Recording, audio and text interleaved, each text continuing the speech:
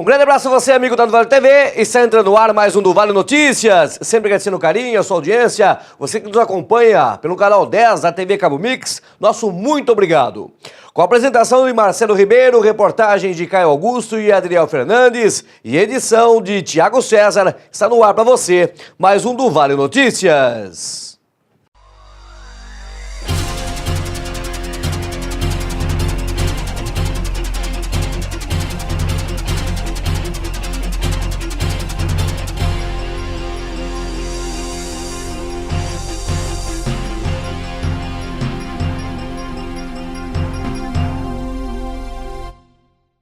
E iniciamos o programa de hoje para falar de ABQM, porque a Associação Brasileira de Criadores do Cavalo Quarto de Milha divulgou os números prévios do 29º Congresso Brasileiro de Trabalho e Conformação. De acordo com o Departamento de Esportes da ABQM, as duas etapas da competição já receberam mais de 6 mil inscrições. Os números foram computados após o encerramento das inscrições das provas que serão realizadas entre os dias 9 e 14 de abril no Parque de Exposições Dr. Fernando Cruz Pimentel, na cidade de Avaré. Já na segunda etapa do 29º Congresso, que acontecerá entre os dias 23 e 28 de abril no Rancho Quarto de Milha, em Presidente Prudente, as inscrições seguem abertas até o dia 15 de abril. Os competidores aí, eles poderão se inscrever no site aí, que é o www.seqm.com.br. Pelo Parque de Exposições Dr. Fernando Cruz Pimentel, passarão mais de 1.380 cavalos e 816 competidores que disputarão as modalidades de apartação, 5 tambores, conformação, mapeabilidade e velocidade, performance halter, também ranch storing, rédeas, 6 balizas, team penning, 3 tambores e outras provas. Do total de 5.440 inscrições realizadas para esta primeira etapa do evento, destaque para 6 balizas, que registrou um crescimento de 42% nas inscrições referente aí ao ano de 2018, passando de 209 para 297. Já nos 3 tambores, também teve um incremento significativo de 20% no número de inscritos. O esporte registrou 2.286 inscrições, além de 1.200 treinos pagos. Em 2018, foram contabilizadas 1.903 inscrições. Segundo o presidente aí da ABQM, o Cicinho Varejão, ele diz estar muito otimista para mais esse Congresso Brasileiro em Avaré, que recebe os eventos há mais de 10 anos. Ele destaca que apenas nessa primeira etapa superou em 3% o total de inscrições de todo o Congresso de 2018. Ele destaca ainda que a equipe da ABQM está trabalhando intensamente para a realização dessas duas etapas. Ele diz o seguinte, abre aspas, tenho certeza que esse evento será mais um grande sucesso e entrará para a história da raça do quarto de milha. Então tá aí essa informação sobre a ABQM que será realizada em 2 etapas, né, esse 29º campeonato, esse Congresso Nacional, sendo que a primeira etapa vai ser em Avaré e a segunda etapa vai ser em Presidente Prudente, né? A decisão, só lembrando a vocês que a decisão de dividir esse congresso em 2 etapas se dá pelo fato que Avaré não pode ser realizadas as provas de laços, né? Laço em bezerro, laçada em bezerro, laçada em dupla, não pode, por uma liminar que foi proferida pela Justiça de Avaré desde junho de 2018. desde esse período, a BQM acabou deixando a Avaré, foi para Londrina,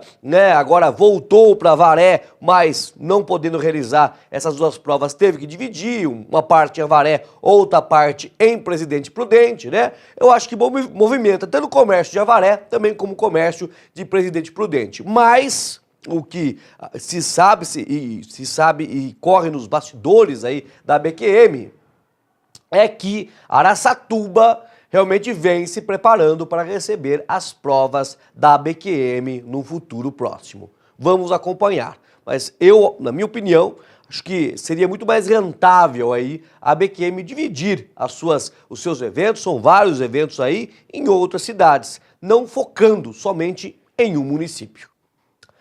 Muito bem, seguindo com as informações do Vale Notícias, para falar sobre o ex-prefeito de Avaré, Joselir Benedito Silvestre, porque tivemos aí, né, uma decisão no dia 18 de março, uma decisão da Justiça Criminal, que concedeu o benefício de liberdade condicional ao ex-prefeito.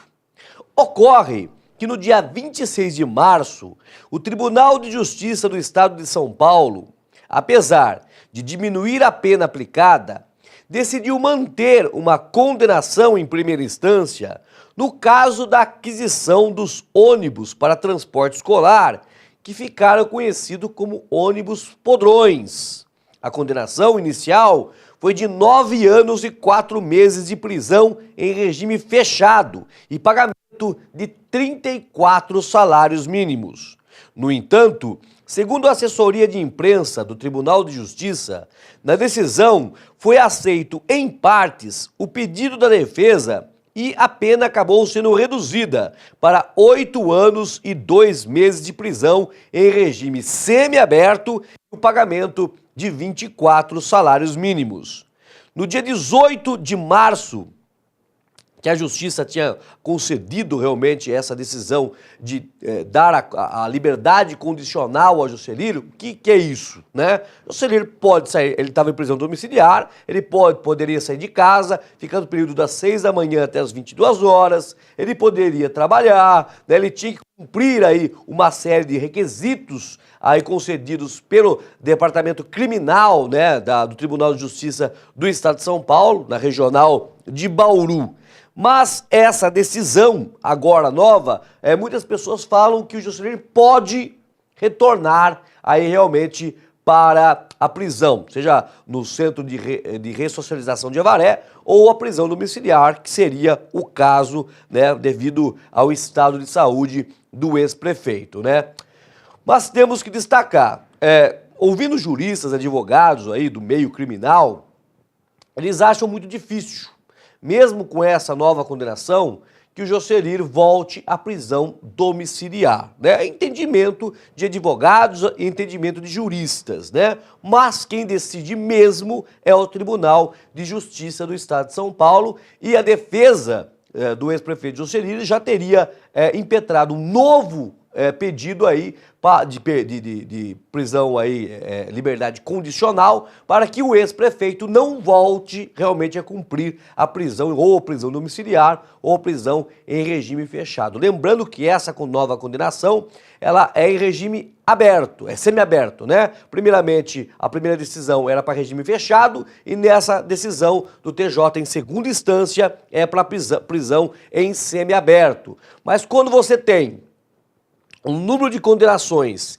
que exceda aí realmente 8 anos, vai para o regime fechado. Porém, como esse caso do Joselir, que já vem há anos, pela idade, pelo estado de saúde, pode ser que o Tribunal de Justiça do Estado de São Paulo deixe ele em liberdade condicional. Vamos aguardar. A multa ele não deve se livrar, né? 24 salários mínimos. E lembrando que essa condenação é referente à aquisição de 10 ônibus podrões. Por que podrões? Ônibus que foram adquiridos aí para o transporte escolar, ônibus de Juiz de Fora, Minas Gerais, e ônibus vieram para Avaré já caindo aos pedaços, né?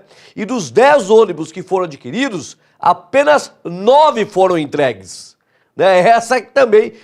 Essa motivação também dessa condenação. Então houve, segundo a Justiça, irregularidade na licitação, no contrato, que tanto Jocelir como membros, ex-funcionários públicos da Prefeitura de Avaré, chefe de licitação, e também os empresários, proprietários dos veículos, aliás, que estavam alienados a outra empresa, também sofreram condenações, né? É que nem aquele negócio, a justiça nossa é morosa. É um fato que aconteceu lá em 2005, né? 14 anos se passaram e agora ainda continua se falando desses ônibus podrões e dessas condenações. E não vai parar por aí, né? Porque agora segue recurso no TJ, caso o TJ mantenha a decisão, sobe para o Supremo Tribunal Federal, para o Superior Tribunal de Justiça, desculpe, e caso, né, o Superior Tribunal de Justiça ainda mantenha a condenação, pode ir para o Supremo Tribunal Federal, ou seja,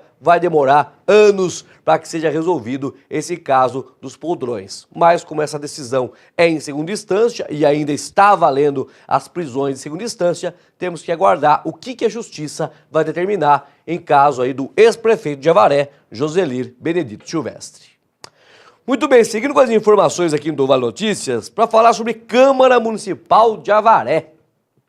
Tivemos uma rusga referente aos vereadores Jairinho do Paineiras e Marialva Biazon. Tudo por causa aí da pavimentação do Jardim Califórnia. Confira aí todos os detalhes na matéria de Caio Augusto. Recentemente, a Prefeitura anunciou um convênio para a pavimentação do Jardim Califórnia em Avaré. A vereadora Marialva Biazon chegou a dizer que não havia os recursos para a pavimentação das vias no local. Mas durante a sessão de segunda-feira, dia 25, o vereador Jairinho do Paineiras apresentou um contrato afirmando que o bairro receberá as melhorias esperadas há anos pelos moradores. E nós fomos aqui na semana passada, né, a vereadora aqui nos abordou com um assunto que não existia, isso aí, ou veio com um saldo, né, da Caixa Econômica Federal, que não existia emenda nenhuma, mas pelo que eu sei, né, a vereadora já, acho que há 4 ou 5 mandatos, né, eu achei que ela até saberia como funciona em relação a essas emendas. O vereador leu um ofício encaminhado pela Caixa que confirma o convênio para a pavimentação do bairro. Causa estranheza o fato da vereadora indagar a Caixa Econômica Federal a respeito de verba destinada através da emenda parlamentar da deputada Ana Perugina, que é esse vereador que pediu, e que será utilizada na obra de asfaltamento do Jardim Califórnia. Esse convênio encontra-se em fase de ajuste com a emenda empenhada e contrato assinado, onde procedimentos junto ao Ministério estão sendo tomados. Jairinho completa com um questionamento à vereadora. A vereadora cita que não tem verba nenhuma. Gostaria que ela informasse quem forneceu essa informação, uma vez que o contrato encontra-se assinado. Conversei com o prefeito, que garantiu a execução dos serviços, mesmo que por algum motivo o governo federal não honre as emendas. Marialva Biazon solicitou uma parte da palavra do vereador. Ela afirma que Jairinho teria concedido, porém não liberou o tempo. Fique registrado, é uma deselegância o vereador usar da palavra, fazer uma pergunta para a vereadora, eu pedir a parte, ele me conceder a parte e virar as costas para o vereador. Isso é, no mínimo, falta de educação. Já o vereador Cabo Sérgio cedeu alguns minutos para a vereadora se manifestar. Fiz um requerimento,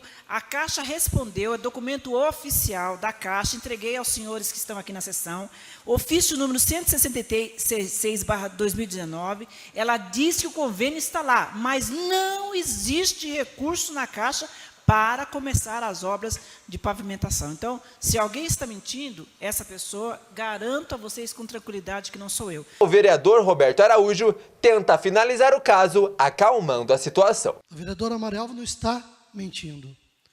Como também é verdade que essa verba já está destinada para Avaré, porque já foi protocolada. Então, o que houve aí, talvez, foi erro de informação.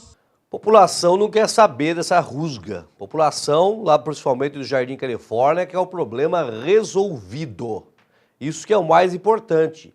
É um bairro realmente que precisa de uma pavimentação asfáltica, precisa dessa obra de infraestrutura, é um bairro que você vai lá, você vê que está largado. Realmente é uma situação muito difícil. O pessoal paga seu IPTU e paga seus impostos como qualquer outra pessoa da cidade. E precisa também ter esse benefício. Segundo o Jairinho, tem sim a verba, houve essa rusga com a Marialva, mas o mais importante é que realmente venha esse recurso do convênio para que as obras sejam iniciadas e os problemas com a população lá minimizados. Muito bem, falando ainda de Câmara Municipal de Avaré, durante a sessão ordinária da Câmara ainda, o vereador Ernesto Albuquerque sempre vem falando sobre revisão, né, do salário dos servidores públicos municipais. Fato que não vem ocorrendo. Na época do Jocelir Pai, os funcionários ficaram 4 anos sem reajuste. Na verdade, foram 8, porque o Jocelir ficou em 2 legislaturas e durante esses 8 anos que ele ficou à frente da prefeitura, não teve correção inflacionária e nenhum tipo de reajuste real ao salário dos servidores. E agora, já aí estamos no 3º ano da administração de Jô Silvestre e ainda não há previsão para revisão realmente no salário dos servidores. E o vereador Ernesto Albuquerque falou que tem sim como conceder essa revisão. Confira mais informações na reportagem de Adriel Fernandes. Durante a sessão do dia 25 de março, o vereador Ernesto Albuquerque voltou a comentar sobre a revisão salarial dos servidores. Vou voltar à questão do reajuste. Eu fiz uma pesquisa, reajuste não, revisão salarial dos servidores. Sempre a prefeitura diz que não pode dar a revisão salarial dos servidores, que é obrigatório e é previsto pela Constituição. Então, e com isso, o salário dos servidores vem de há muito tempo, graças a alguns governos. Este já é o 2º ano, se esse ano não der a revisão, já vai ser o 3º ano. O pai dele ficou 8 anos sem dar revisão. Imagine o que isso representa de perda de poder aquisitivo. De acordo com o vereador, a revisão salarial é resguardada por lei e seria possível sua aplicação pela Prefeitura Municipal. É perfeitamente possível dar revisão e é obrigatório dar revisão, que está previsto inclusive na Constituição. Então, não vale dizer, inclusive nos artigos, diz que a revisão geral anual, que é o que eu estou falando, é direito garantido de todos os servidores, de terem protegida a remuneração mediante a reposição do valor da moeda, a fim que seja preservado o vencimento básico fixado com base em outros padrões monetários. Ernesto criticou o prefeito por não dar a revisão salarial. O prefeito incorre em grave erro e não se justifica dizer que está com as finanças comprometidas. Porque para fazer festa tem dinheiro, para fazer não sei o que tem dinheiro. E para dar reajuste, ou melhor, revisão salarial, não tem dinheiro. Então eu acho que não é esse o caminho. Estaremos falando todas as sessões que é possível dar a revisão salarial dos servidores, sim, mesmo na condição atual que a prefeitura se encontra. A equipe do Vale Notícias contatou a Prefeitura Municipal a respeito do assunto, mas até a veiculação desta matéria não obteve retorno. Muito bem, tá aí a matéria para vocês relacionada a essa revisão. Realmente, os funcionários estão tendo uma perda real muito grande, né? Um poder de compra muito grande. O salário está desvalorizando cada vez mais. E é lei, e é uma lei que tem que ser cumprida. Tanto é que o Sindicato dos Servidores já impetrou algumas ações aí na Justiça que estão para ser julgadas. Houve um pedido liminar que foi negado, mas que a Justiça ainda vai analisar todas essas ações. Agora, quem sai perdendo com isso realmente é o funcionalismo público, né? Que vê cada vez mais o seu salário sendo defasado. Vamos para o nosso primeiro intervalo e já estaremos de volta com o segundo bloco do Vale Notícias.